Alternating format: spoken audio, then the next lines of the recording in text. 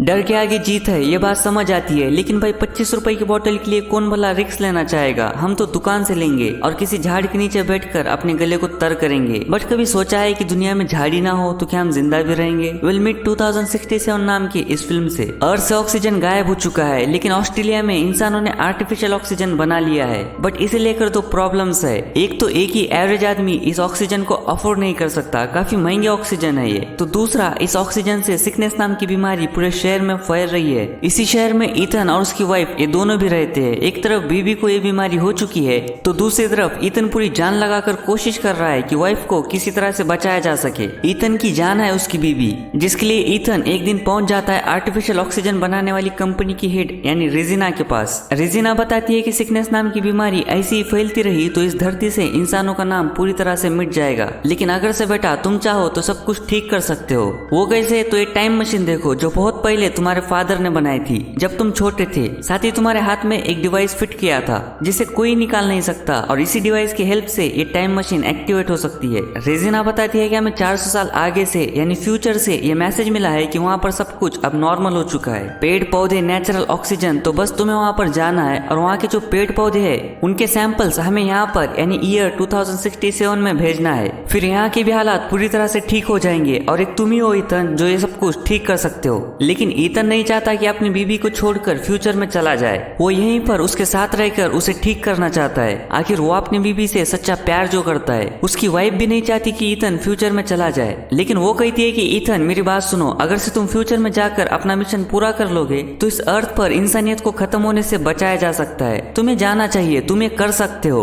उसका दोस्त जूडी भी उसे बताता है कि फ्यूचर में जाकर ईथन तुम्हें अपनी बाइक को लेकर ऊपर से नीचे ऐसे नहीं आना है, बस वहाँ के सैंपल्स को कलेक्ट कर यहाँ पर भेजना है, और ऐसा करने से तुम्हारी वाइफ भी बच सकती है। जिसके बाद ईथन मान जाता है। रेजिना और ये सारे साइंटिस्ट मिलकर उसे एक सूट पहनाते हैं, लेकिन इनमें से किसी को भी नहीं पता होता कि ईथन को वापस कैसे लाना है, और ईथन को भी पता नहीं होता कि उसे वापस कैसे आना है। और मशीन ऑन करती ही ईथन लाइट की स्पीड से ट्रैवल करते हुए 400 साल आगे यानी फ्यूचर में पहुंच जाता है, जहां वो एक जंगल में आकर गिरता है। यहाँ आने के बाद वो पेड़ पौधों को देखकर बहुत खुश होता है। यहाँ की नेचुरल ऑक्सीजन लेकर उसे बहुत अच्छा महसूस होता है। लेकिन थोड़ा आगे जाने पर उसे एक स्केलेटल दिखता है जिसके सर पर गोली लगी होती है, और जब पास जाकर अच्छे से देखने पर इसके ऊपर ईथन नाम लिखा होता है। इस ईथन को लगता है कि ये कोई दूसरा ईथन होगा, लेकिन नहीं, ये फ्यूचर में मरा हुआ यही ईथन होता है जो अभी फ्यूचर में है। इस हड्डियों के ढांचे के पास भी वही डिवाइस होता है जो डिवाइस ईथन के पास है, लेकिन ईथन के पास जो डिवाइस है उसमें रेड लाइट होती है, तो इस ढांचे के पास ग्रीन लाइट होती है। रात में कुछ बेरीज खाकर ईथन को मैन वर्सेस वाइल्ड की याद आने लगती है, क्योंकि उसने जो बेरीज खाई होती है वो जहरीली थी। अब ये एक ईथन है, ना कि बेयर ग्रिल्स, जिसे जंगल की सारी जानकारी पता होगी। लेकिन अच्छी बात ये होती है कि 2067 के लोगों को ये बात पता चलती है कि ईथन मुसीबत में है, तो वो लोग जूडी को ईथन के पास भेजते हैं। जूडी ईथन को किसी तरह से ठीक तो कर देता है, लेकिन साथ ही हमें ये बात भी पता चलती है कि जूडी ने ईथन के मॉम के मरने के बाद ईथन को पाला, उसे बड़ा किया, और वो ईथन को छोटा भाई मानता है। ईथन भी उसे अपना भाई समझता है। फिर वापस से उसे स्केलेटल के पास जाने पर एक मशीन बाहर आकर ईथन को स्कैन करती है, तो एक डोर ओपन होता है और अंदर जाकर देखने पर ये वही लैब होती है जिस लैब से ईथन 2067 से इस वक्त में आया है। यहीं पर वही सेम टाइम मशीन होती है। इसे देखकर ईथन को अब पता चल चुका है कि उसे वापस से 2067 में कैसे जाना है। लेकिन तभी ईथन को अमिताभ बच्चन के कौन बनेगा करोड़पति वाले शो की याद आती है, जिसके शुरुआती सवालों में जैसे 45 सेकेंड्स होते हैं वैसा ही टाइम इस लैब का भी होता है, और वो 4 घंटे है। अब ईथन को 4 घंटे में सब कुछ करना है, पेड़ पौधों को कलेक्ट करना, उनके सैंपल्स की जांच करना, और 4 घंटे बाद ये लैब अपने आप डीएक्टिवेट हो जाएगी। वहीं 4 घंटे बाद ये टाइम मशीन एक लोहे का टुकड़ा बनकर रह जाएगी। इस लैब को इस तरह से डिजाइन किया है कि इस लैब का डोर एक बार खुलते ही 4 घंटे बाद डीएक्टिवेट हो जाएगा। फिर बाहर आकर जब ईथन देखता है तो हर तरफ सिर्फ और सिर्फ ट्री होते हैं, जमीन के साथ बिल्डिंग्स पर भी, यानी पास्ट में इंसानियत खत्म हो चुकी है, कोई इंसान धरती पर बचा ही नहीं। अब ईथन उसके घर जाकर देखता है तो उसका घर एक खंडर बन चुका था, और यहीं पर वो स्केलेटल के पास से मिले डिवाइस को ऑन कर रिकॉर्डिंग सुनने लगता है। तो उसे पता चलता है कि उसके सर पर जो गोली लगी है वो किसी और ने नहीं बल्कि जूडी ने मारी होती है। वो कुछ समझ नहीं पाता क्योंकि चीजें इतनी कॉम्प्लिकेटेड जो हो चुकी थी। तभी वहाँ पर जूडी आता है और ईथन पर गन पॉइंट करता है। वो ईथन को मार ही रहा होता है कि ईथन उसे कहता है टाइम मशीन खराब हो चुकी है और मैं उसे ठीक कर सकता हूँ। अगर से तुम मुझे मार दोगे तो तुम वापस से अपने टाइम में कभी जा ही नहीं पाओगे। ये सुन जूडी उसे मारता नहीं और दोनों भी लैब में चले आते हैं। जूडी जल्दी से टाइम देखता है तो इन दोनों के पास सिर्फ 37 मिनट बचे होते हैं, जिससे वो समझ जाता है कि ईथन उसकी पूरी ताकत ही क्यों ना लगा ले, मशीन को ठीक नहीं किया जा सकता। और जूडी यहाँ से जाने लगता है, वो मशीन को ऑन कर रहा होता है कि तभी ईथन वहाँ आकर कमरे में बंद कर देता है और कंप्यूटर के सामने आकर जब देखता है तो उसे वहाँ पर एक रिकॉर्डेड मैसेज मिलता है जो कि उसके ही फादर का था। फादर उसे बताते हैं कि मैं जानता हूँ तुम्हें यहाँ पर रेजिना ने भेजा है और मैं ये भी जानता हूँ कि रेजिना ही थी जो इस टाइम मशीन का इस्तेमाल अपने फायदे के लिए करना चाहती थी। वो ऐसा ना करे इसीलिए मैंने तुम्हारे हाथ में उस डिवाइस को फिट किया ताकि तुम्हारे अलावा दूसरा कोई भी टाइम मशीन का इस्तेमाल ना कर सके। लेकिन मेरे ऐसा करने से रेजिना जूडी के साथ मिल गई और मुझे मार दिया। यहाँ पर ईथन को बहुत गुस्सा आता है कि उसके फादर एक रियल हीरो थे